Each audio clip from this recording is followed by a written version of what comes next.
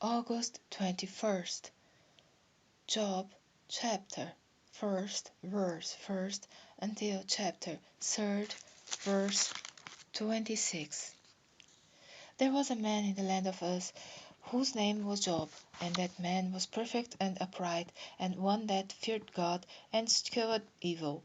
And there were born unto him 7 sons and 3 daughters. His substance also was 7,000 sheep, and 3,000 camels, and 500 yoke of oxen, and 500 asses, and a very great household, so that this man was the greatest of all the men of the east. And his sons went and feasted in their houses, every one his day, and sent and called for their 3 sisters to eat and to drink with them. And it was so, then the days of their feasting were gone about, that Job sent and sanctified them, and rose up early in the morning, and offered burnt offerings according to the number of them all. For Job said, It may be that my sons have sinned and cursed God in their hearts. Thus did Job continually. Now there was a day when the sons of God came to present themselves before the Lord, and Satan came also among them. And the Lord said unto Satan, Whence comest thou? Then Satan answered the Lord, and said, From going to and fro in the earth, and from walking up and down in it. And the Lord said unto Satan, Hast thou considered my servant Job, that there is none like him in the earth, a perfect and an upright man, one that feareth God and shunneth evil? Then Satan answered the Lord, and said, Doth Job fear God for naught? Hast not thou made a hedge about him, and about his house, and about all that he hath on every side? Thou hast blessed the work of his hands, and his substance increased in the land. But put forth thine hand now, and touch all that he hath, and he will curse thee to thy face. And the Lord said unto Satan, Behold, all that he hath is in thy power, only upon himself put not forth thine hand. So Satan went forth from the presence of the Lord.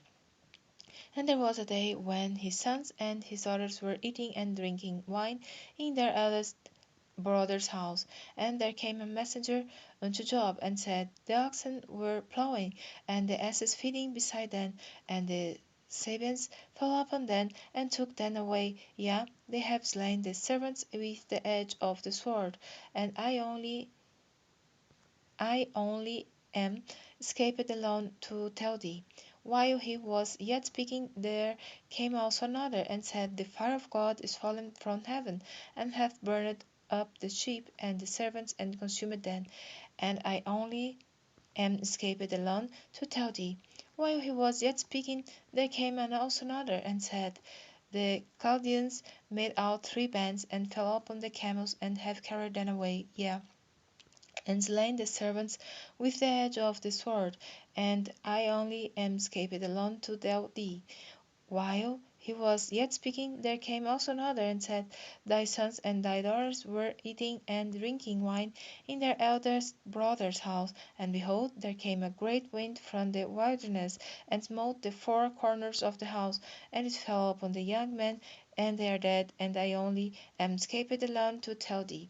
Then Job arose and rent his mantle, and shaved his head, and fell down upon the ground, and worshipped, and said, Naked came I out of my mother's womb, and naked shall I return thither. The Lord gave, and the Lord hath taken away. Blessed be the name of the Lord.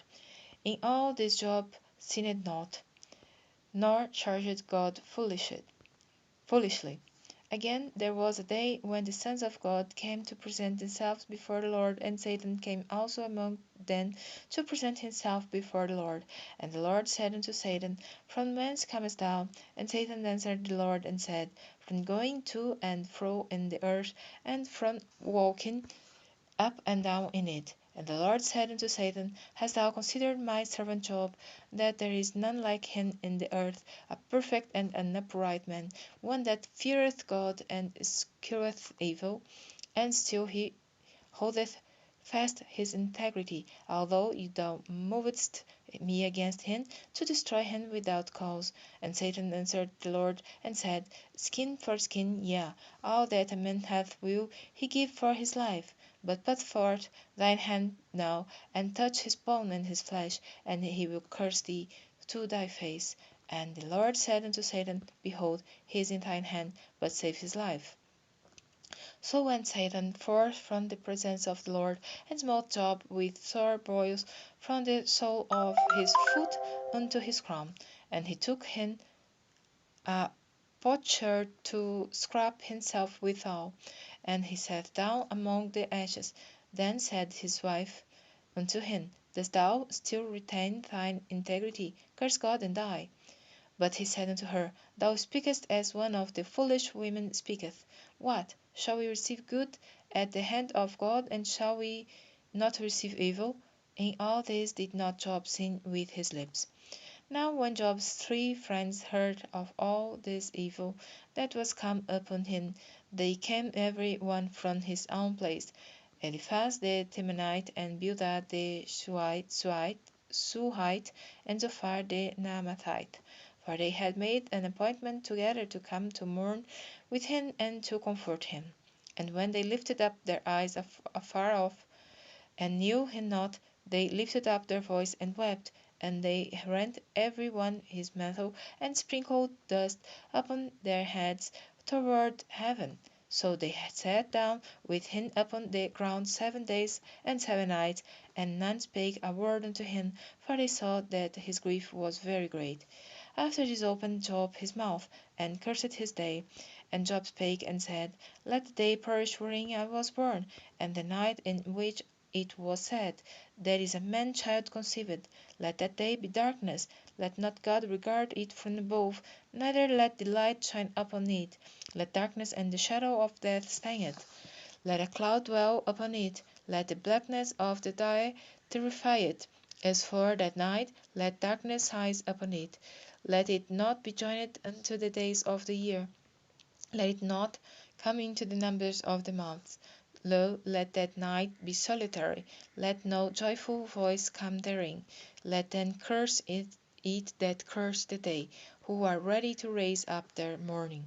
Let the stars of the twilight thereof be dark. Let it to look for light, but have none. Neither let it see the dawning of the day, because it shut not up the doors of my mother's womb, nor hide sorrow from mine eyes. Why died I not from the womb? Why did I not give up the ghost when I came out of the belly? Why did the knees prevent me, or why the breast that I should suck? For now should I have lain still and been quiet. I should have slept, then had I been at rest with kings and counsellors of the earth, which built desolate places for themselves, or with princes that had gold, who filled their houses with silver, or as a hidden untimely birth I had not been, as infants which never saw light. There did wicked cease from troubling, and there the weary be at rest. There the prisoners rest together. They hear not the voice of the oppressor. The small and great are there, and the servant is free from his master. Wherefore is light given to him that is in misery, and life unto the bitter in soul, which long for death, but it cometh not, and dig for it more than for hid treasures, which rejoice exceedingly, and are glad when they can find the grave. Why is light given to a man whose way is hid, and whom God hath hedged in? For my sighing cometh before I eat, and my roarings are poured out like the waters. For the thing which I greatly feared is come upon me, and that which I was afraid of is come unto me. I was not in safety, neither had I rest, neither was I quiet, yet trouble came.